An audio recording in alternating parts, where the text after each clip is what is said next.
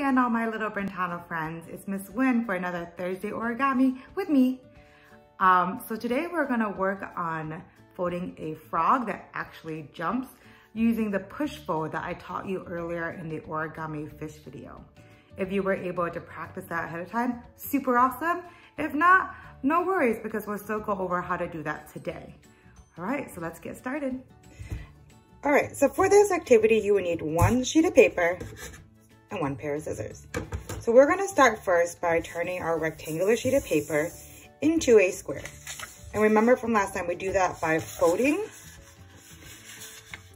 it over to create a triangle shape. And then you can cut right along this line. But if you're like Miss Wynn and has a hard time cutting a straight line, what you can do is that you can fold that leftover sheet, crease it nice and firm, and then take your pair of scissors and cut it off.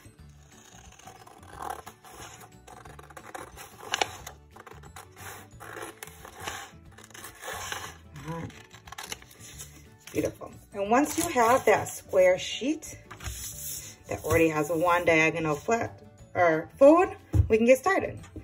And the first thing we're gonna do is create all of our guidelines for our jumping frog. So we've got one diagonal. Now we fold it the opposite way to get a second diagonal, making another triangle. So we will unfold that. And now we will turn our square sheet of paper, that is actually a square shape now, to the side.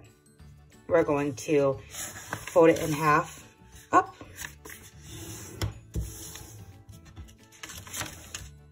And then we're going to turn our piece of paper over and do it one more time.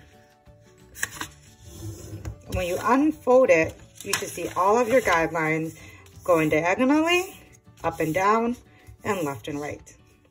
So next, what we're going to do is that we're going to do a mountain fold. We're going to fold the top edge of our square down to meet our bottom edge. And this is when we're going to do our push fold. So once you've got your paper folded in half, you can take the left edge and you're going to fold it all the way to the right edge to reinforce that line.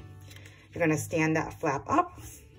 You're going to push your finger all the way inside to that top corner, and then your outside hand is going to push, fold that down. Once you got that, you're gonna flip it over and do the same thing to the other side. We're gonna stand our flap up. We're gonna take our finger, push it all the way down inside, and then our outside hand is gonna push that fold down.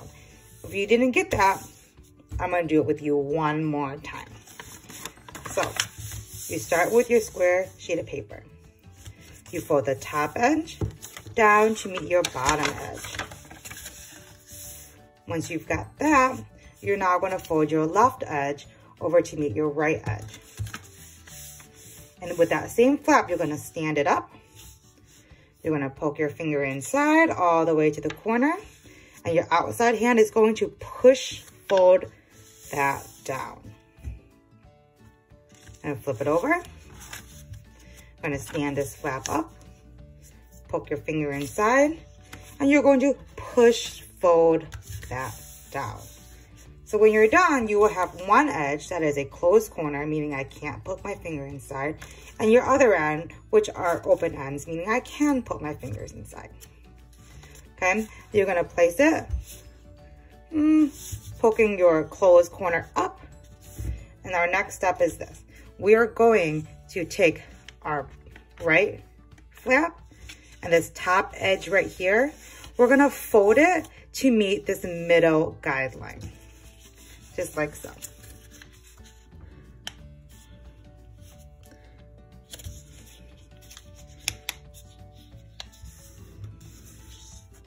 All right, and when you're done with that, through the power of symmetry, we're going to do the same thing on the left side. We're going to fold this top left edge to meet that middle guideline. And if this gets a little complicated for you, you can always turn your paper over so that you can have a little bit more control over your folding, and just kind of put it back when you're done. All right, once that's done, is that you're going to take this right flap, this edge right here that's now in the middle, you're going to fold it to match this inside diagonal line.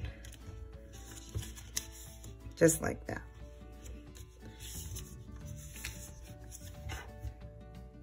Once it's done, we're gonna do the same thing on the left side. And we're gonna fold this middle edge to meet the left diagonal edge, just like that.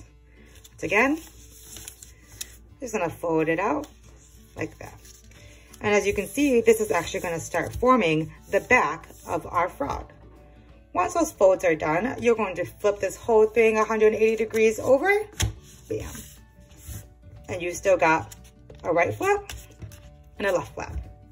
So now we're gonna do almost the same thing, but instead of this top edge, we're gonna look at our bottom edge. So we're gonna look at that bottom right edge and we're gonna fold it to meet our middle guideline. And it helps because the other way we fold it down, this way we're gonna fold up. Just like that. And when you're done, you're gonna do the same thing to the left side. You can take that bottom left edge and you're gonna fold it up to meet the middle guideline.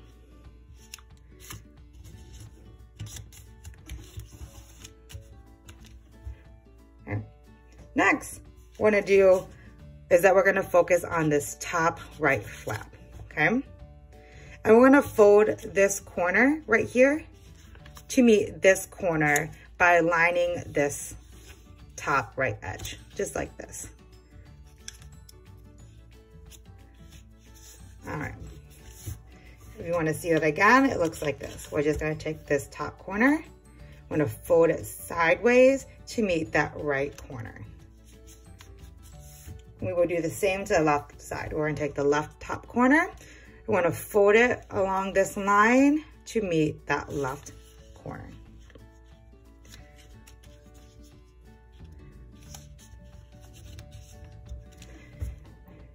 And now we're gonna focus on that tip again. So now that this corner is on the bottom right, we're actually gonna take it and fold it up halfway to meet this tip right here.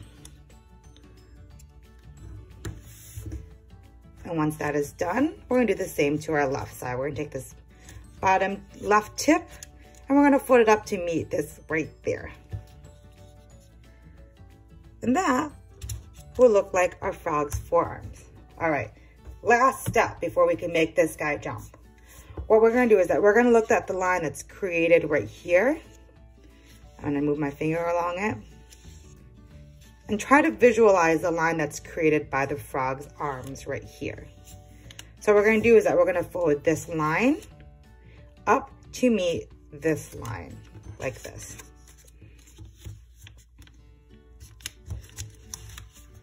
Okay. So once again, what we're gonna do is we're gonna take this bottom line that's right here where my finger is guiding. We're gonna fold it up to meet the line that you can kind of see right here. All right, and what I'm gonna do next is I'm gonna actually rotate my frog upside down to make it a little easier for me. Again, we're right here and I'm just gonna, going to rotate it down just like that. And the very last step is that the same line that's at the kind of like the butt of the frog, we're gonna fold it up to meet this top line right here. Just like that. And when you look at it sideways, it creates this little zigzag mechanism, and that is what's going to help our frog jump. And now we're done. You can make it jump. Boop, boop, ribbit, ribbit. And sometimes the big frogs are kind of hard to jump. So sometimes I like to make little frogs that jump a little easier. And I make this little frog by using that leftover sheet of paper.